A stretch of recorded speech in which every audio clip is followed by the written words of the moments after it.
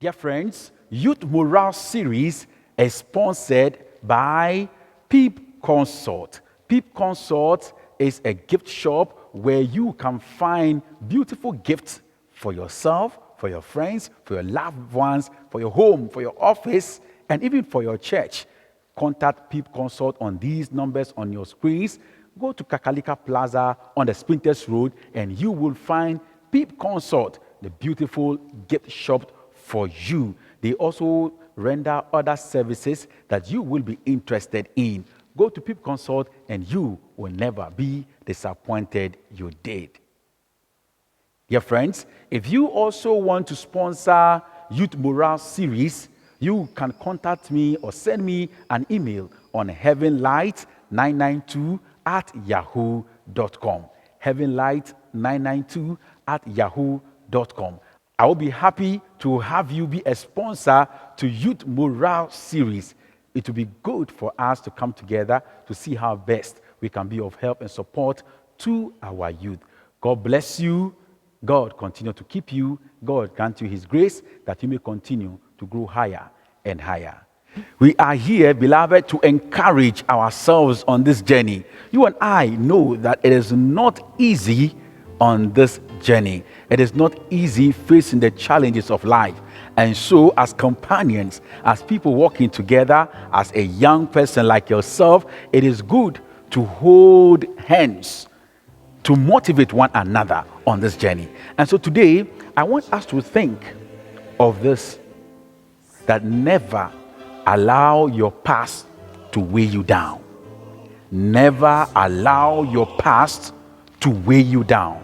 Beloved, just yesterday, I had the opportunity to meet an elderly man, very wise man, 94 years old, very strong and energetic. And I learned something very important from him as he spoke. He said he has lived for 94 years, and if he is given an opportunity to live his life again, he will not make the mistakes he made when he was a young man. In fact, he described himself as when he was young, he was foolish, young and foolish. And we laughed at that. He said he was young and was foolish. But now that he is old, he has learned his mistakes. He has learned his lessons, rather. He has learned his lessons. And given another opportunity to live again, he will not make those mistakes. And what he said was that anyway, it is good, because if we don't make the mistakes, we do not learn. And when we make mistakes, we must always learn. And as we make mistakes along the line, we create a past. The past may be dark. The past may not be good. The past may not look as bright as we want it to be, but it is still our past and it is part of us. And we cannot throw our past away, because we look into the past to see the life we are living now and determine our future. And so our past is part of us. Even though we must not worry about our past, it must guide us so as not to make the same mistakes in the future. Making the first mistake, making the second mistake, making the third mistake, beloved, will make you foolish. But we must learn from our past and better the future. And this is what this old wise man of 94 years taught me when I visited him. Beloved, but never let your past weigh you down. Your past must rather encourage you. We have a saying that we have skeletons in the cupboard. All of us have skeletons in the cupboard. Let's look at two personalities in the Bible, Moses and Paul. Moses had his own past. Even before God called him, Moses had killed one of the Egyptians who was fighting with a Jew. Moses killed that person because he recognized that that was his brother, and he helped by killing another person.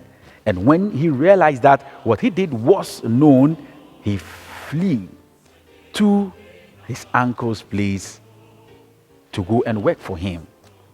But beloved, that past could haunt him. That past could weigh him down. I'm sure when God called him, he was thinking about his past and the thing he did there in Egypt. and so did not want to go. But God insisted, even though your past is horrible, even though your past has mistakes, I am still using you.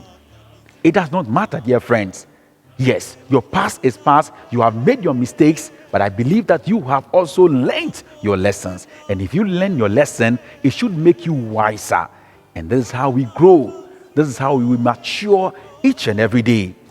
Maturity is life lived out of experience, that you have learned your mistakes and you are ready to do what is good. And so I want to encourage you that no matter the past you have lived, no matter the mistakes you might have made, accept them as your mistakes. Feel sorry for them. Apologize if you have to, but learn your lessons and do better. Let's look at the second personality, Paul. I'm sure many of you know the story of Paul. If you do not know, read about Paul in the Acts of the Apostles.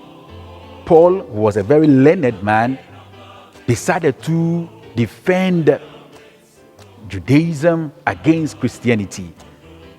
Paul will go out and kill for Judaism. He was even there when Stephen was being stoned. With all this past he had, God still called him. God still empowered him. And when he became a Christian, the Christians were playing his back to him. They were reminding him. They were reminding him of his past, bringing his mind back to his past. And Paul will always boast of his past, that I was a murderer, I was undeserving, I was a killer, I was a persecutor of the Christians.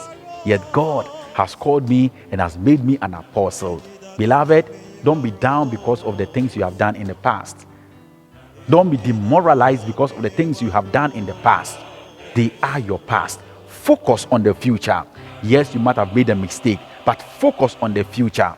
Maybe as a young man, you went about sleeping with any young girl you found in skirt. As a young man, and you have now learned your lessons, it should help you to grow in wisdom.